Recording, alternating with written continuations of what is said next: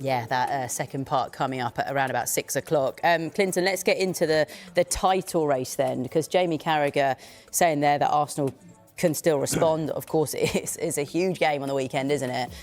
If they are going to fight back, what is the message from their manager, Mikel Arteta? Play with freedom.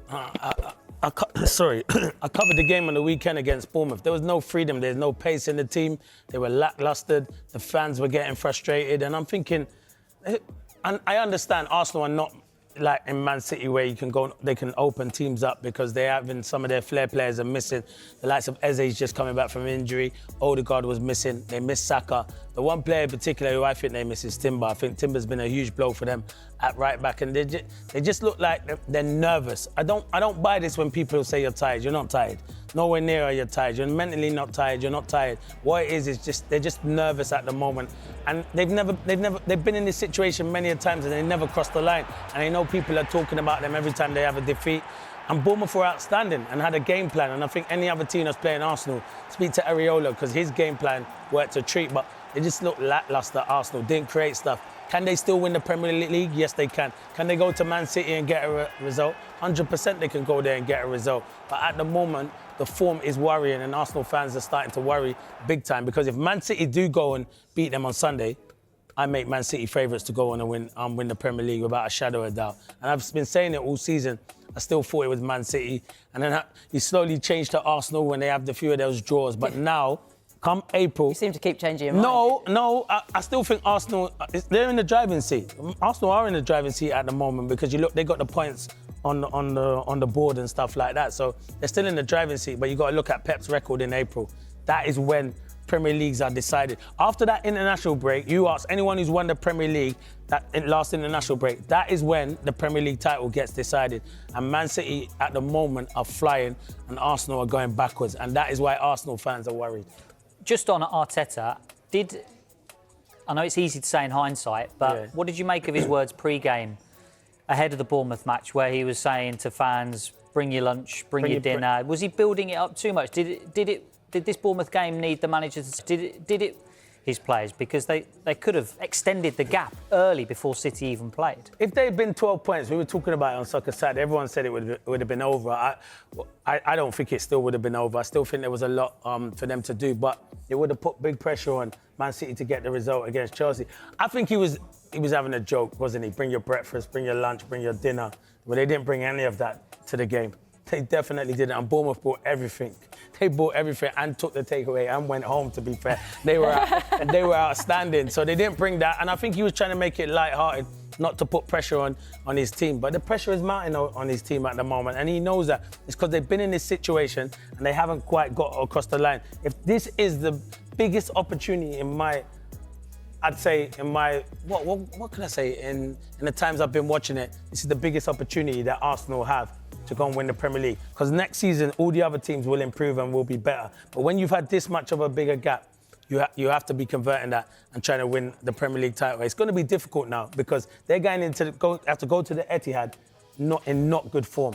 Their form, what are they? 1 win in 4 games, nowhere near good enough. And that was against Sporting Lisbon, by the way, who were the better team. David Raya kept them in it. This game that they've got coming up in midweek, do they need it? Of course they need it, because they need that confidence booster that will take them into the weekend, and they also need all their players fit and healthy, because at the moment, nowhere near good enough. That's Arsenal. In contrast then, I mean, Manchester City really seem to be enjoying themselves at the moment. One of the first things you said when you turned up here today was just how good were they in that second half. They were so impressive. They were magnificent. I think, you know what, they were really good going forward, and the attacking players we always praise the attacking players.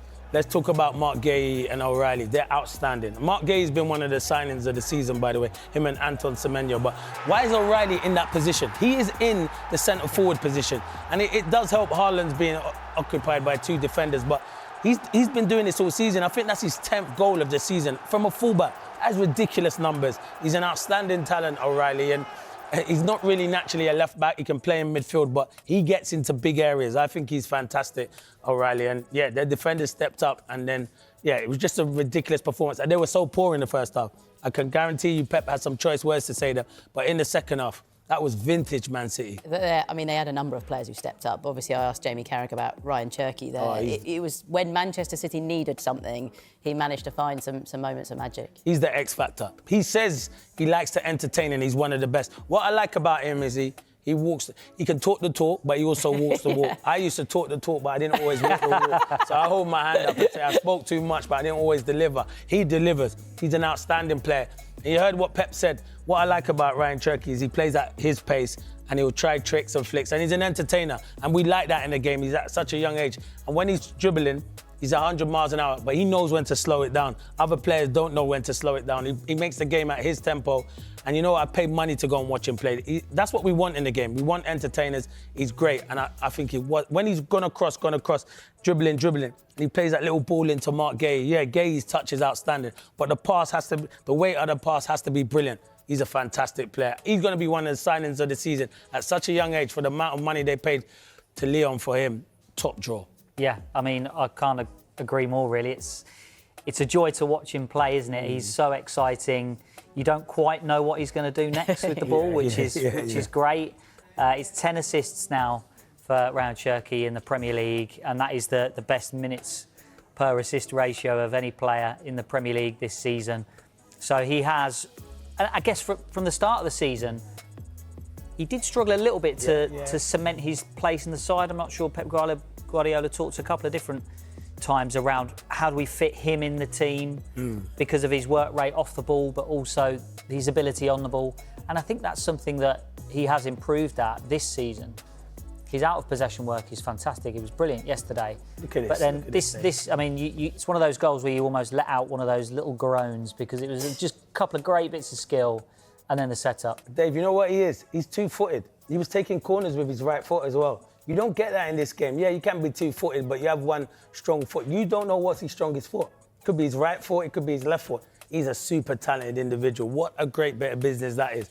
And he enjoys it. What did I see him? I see something going around where he had a bit of a water and he was trying to flick the bottle up. He's an entertainer. Who does that on the pitch? You're concentrating on your game. He entertains everyone. We need players like that. Yeah, he did fail, didn't he? Yeah, he failed it, but he did.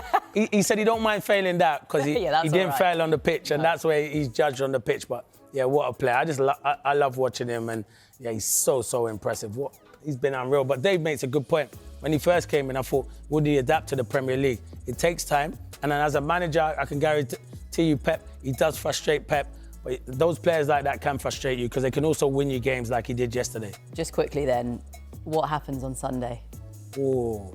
Well, listen, I feel the way Arsenal are at the moment, it's a big one. Arsenal don't need to win it, I think, but if Arsenal do win it, they'll win the Premier League without a shadow of doubt if Arsenal win it. But I think the way Man City are playing, I think Arsenal need all their players, but I'd go for Man City just to shade it on the weekend. And then it's a great title race. It still is a great title race, but it's definitely it's definitely on if Man City go and beat Arsenal, isn't it, Dave? Because I know they've got a better goal difference, but the way this Man City are playing, you saw it yesterday. He scored 3 against Chelsea in the second half. Could have been 5 or 6. And the big man up front didn't score, but I thought he was a threat, working hard to get back. Didn't get much service, but when he's not scoring and you're still winning 3-0, I'd be wary if I was Arsenal. But in a funny roundabout way, this is the perfect game for Arsenal.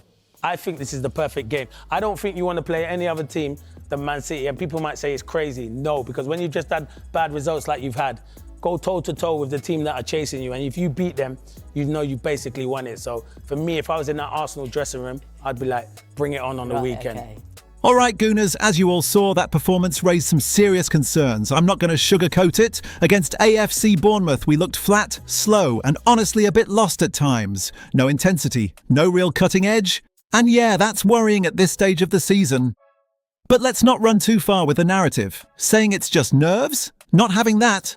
This is a long season, pressure is massive, and when you're missing key players like Bukayo Saka and not getting the best out of Martin Odegaard, of course the team is going to look different. We lose fluidity, creativity, that's obvious. The real issue right now is confidence. We've been here before, close to the line, pressure kicks in, performances dip. And that's exactly why people are starting to doubt this Arsenal side again. But here's the difference this time. This team has already shown they can respond. Now, yes, Manchester City are flying. We all know what happens when Pep Guardiola teams hit this stage of the season. They don't slow down, which is exactly why this next game means everything. If we go to the Etihad and get a result, that's it. Mentally, we take control of the title race, and honestly, this might be the perfect game for us right now, because if there's ever a moment to prove that this team is different, it's now.